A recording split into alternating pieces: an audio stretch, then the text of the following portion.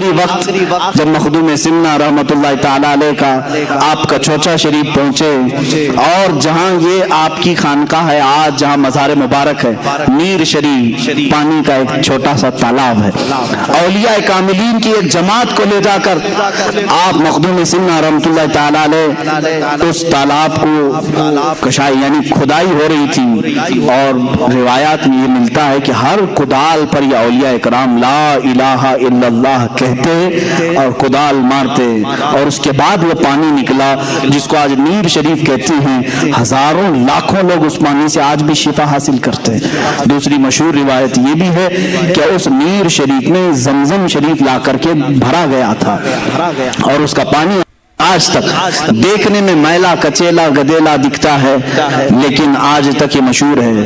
808 ہجری سے 1442 ہجری آج ہونے کو آ رہی ہے، اتنے عرصے میں ہزاروں لاکھوں لوگ جن کو آسیب اور جنات پریشان کرتے ہیں وہ کچوچا شریف میں حاضر ہوتے ہیں، میر شریف کا پانی لیتے ہیں اور صحیح سلامت اپنے گھروں پر واپس لوٹتے ہیں۔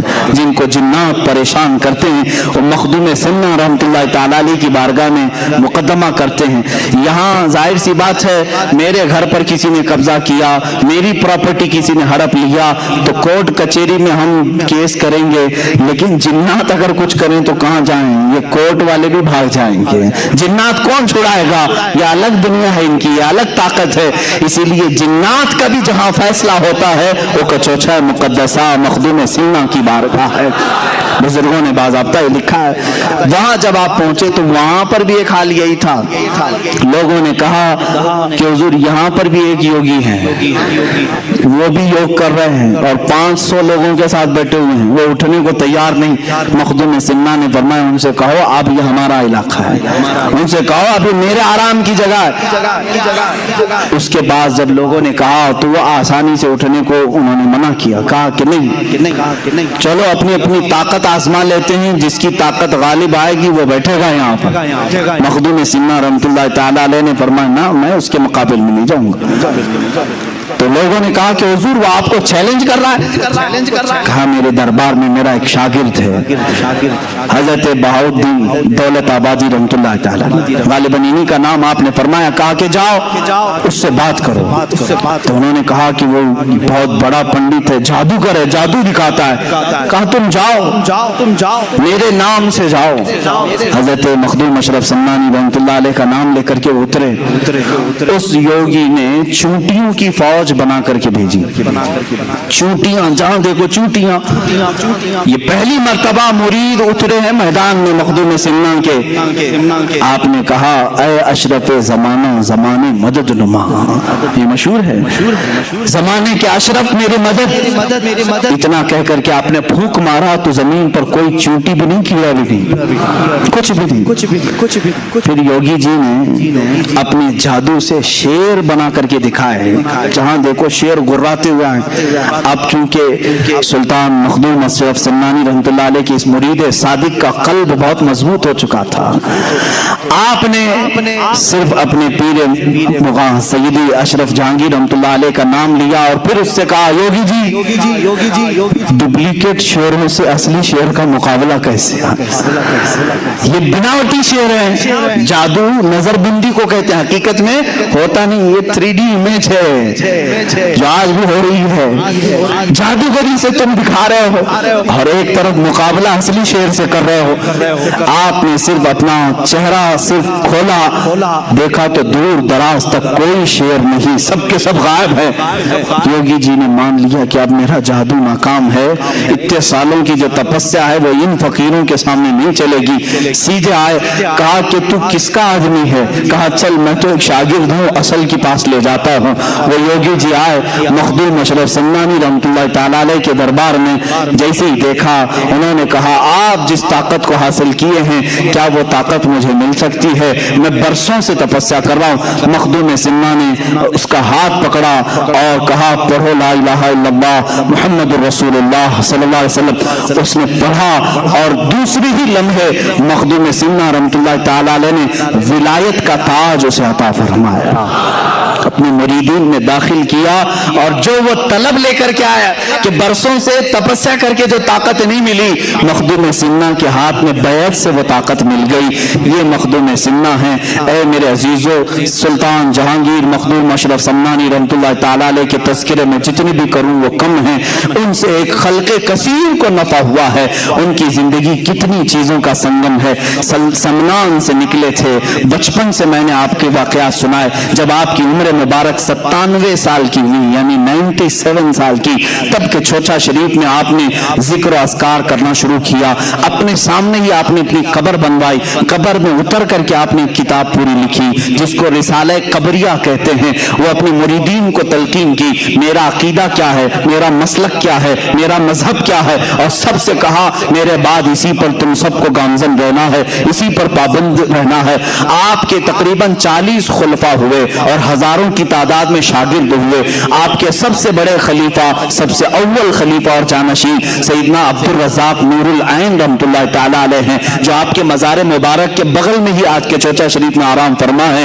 سیدنا عبد الرزاق نور العین کی ہی اولاد مخدوم سمنا کی اولاد کہلائی۔ مخدوم سمنا نے شادی نہیں فرمائی تھی، آپ نے اپنے بھانجے عبد الرزاق نور العین رحمۃ اللہ تعالیٰ علیہ کی اولاد کو اپنی اولاد فرمایا، جیسے رسول کریم صلی اللہ تعالیٰ علیہ وسلم کی اولاد سیدہ کائنات فاطمہ الزہرا سے چلی۔ مخدوم سمنا کی نسل آپ کے بھانجے حضرت عبد الرزاق نور العین سے چلی۔ انہی کا یہ سلسلہ چلتے چلتے اس سلسلہ اشرفیہ میں وقت کے اقطاب، ابدال، اوقاب، نجبا، شرفا پیدا ہوئے۔ اپنے وقت کے عظیم المرتبت اس بزرگ کا نام میں تمہیں ذکر کروں جن کو اعلیٰ حضرت عظیم البرکت رضی اللہ تعالیٰ نے بھی ادب سے نام لیا، اشرفی میاں علی حسین اشرفی میاں رحمۃ اللہ تعالیٰ علیہ، جن کو اعلیٰ حضرت اشرفی میاں کہا جاتا ہے، وہ سلسلہ اشرفیہ کے اعلیٰ حضرت ہیں۔ یہ مخدوم سمنا رحمۃ اللہ علیہ کی اولاد میں سے، یعنی سیدنا عبد الرزاق نور العین رضی اللہ تعالیٰ عنہ کی اولاد میں سے، انہی کی اولاد میں سے سلسلہ چلا۔ مختار اشرف سرکار کلام رحمۃ اللہ تعالیٰ علیہ، حضرت سیدنا محدث اعظم ہند کچوچوی رحمۃ اللہ تعالیٰ علیہ، اس سلسلہ اشرفیہ میں آج بھی کثیر علماء موجود ہیں۔ سادات جس طرح مارارہ متحرہ میں علم اور شریعت اور طریقت کا سنگم آپ کو وہاں نظر آتا ہے، اسی طرح کچوچا شریف کی ایک خصوصیت ہے کہ اس خانقاہ میں آپ دیکھیں گے علم شریعت بھی ہے اور علم طریقت بھی ہے۔ آپ یہاں پہنچیں گے تو خالص ڈھونگی صوفیوں کو نہیں دیکھیں گے۔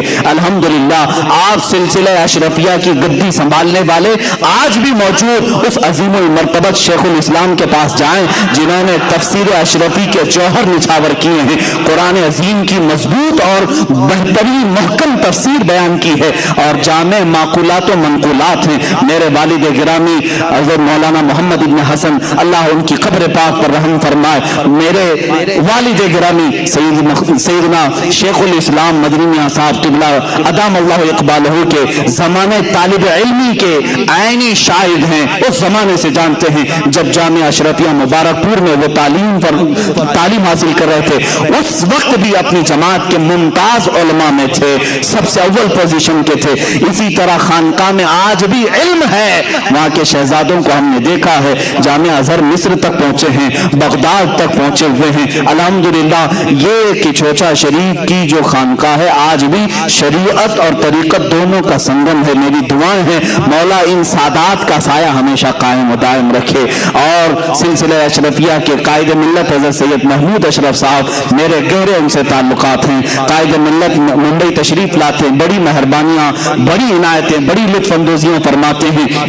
عزیزان گرامی، میں نے یہ تاریخ مخدوم سمنا کی اس لیے ذکر کی کہ ہندوستان میں آپ کو یہ معلوم ہونا چاہیے کہ جس طرح صوفیہ کاملین نے سلطان غریب نواز رحمۃ اللہ تعالیٰ علیہ نے تبلیغ دین فرمائی، خواجہ قطب الدین بختیار کاکی نے فرمائی، بابا فرید الدین گنجے شکر نے فرمائی، حضرت مخدوم صابر کلیری رحمۃ اللہ علیہ نے فرمائی، اعلیٰ حضرت نے فرمائی، اور دیگر اولیاء کاملین نے۔ اسی طرح مخدوم کچوچا کا ایک بہت بڑا حصہ ہے تبلیغ اسلام کا، تقریباً 75 سال مخدوم سمنا نے ہندوستان کو عطا کیے ہیں، 75 سال۔ واپس کبھی سلطانیت کے مرتبے کو اور اس کرسی کو نہیں حاصل کرنے کی خواہش کی جو سمنان میں آپ ترک کر کے آئے تھے۔ 100 سال کی عمر پاک آئی جب آپ اپنی خانقاہ میں اپنے خالق حقیقی سے جا ملے۔ اللہ رب العزت کی بارگاہ میں ہمیشہ کے لیے وہ تشریف لے گئے۔ لیکن آج بھی ان کا مرقد اطہر لاکھوں زائرین کے لیے مرجع خلائق ہے، وہاں سے لوگوں کی تمنائیں پوری ہوتی ہیں، اللہ تعالیٰ ان کے وسیلے سے دعائیں قبول کرتا ہے۔